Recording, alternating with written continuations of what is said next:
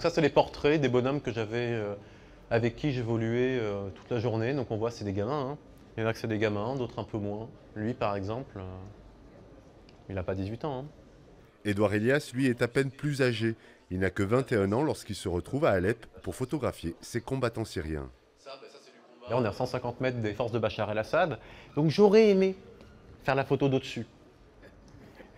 Mais bon, disons que comme ça sifflait quand même pas loin... Syrie, Irak, Ukraine ou Centrafrique, des territoires en conflit, un travail risqué.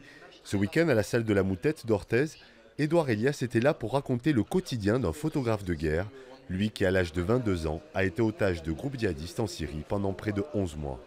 Je pense que j'ai dû acquérir une certaine forme de maturité sur pas mal de choses, notamment sur la gestion du stress, sur analyser le comportement de certaines personnes, parce que j'ai largement le temps de le faire en détention, j'étais concentré surtout là-dessus. Changement radical pour le photojournaliste, il va par la suite délaisser la photo de combat pour privilégier le ressenti de ses sujets, en capturer l'épuisement ou la souffrance. En 2016, il embarque sur un bateau de sauvetage en Méditerranée, l'Aquarius. On est complètement déboussolé lorsque ça commence, parce qu'on part de quelque chose d'un train-train, on est bercé par le bateau, à quelque chose d'extrêmement violent, parce qu'on a les témoignages de ces gens qui sont fous en fait, quand ils nous parlent de la torture, enfin ils se déversent en quelque sorte d'émotion sur le fait d'avoir été sauvés. Lorsqu'ils ont pris la mer, ils ne pensaient pas tous atteindre l'Europe, ils ont tous eu l'impression qu'ils allaient mourir en mer.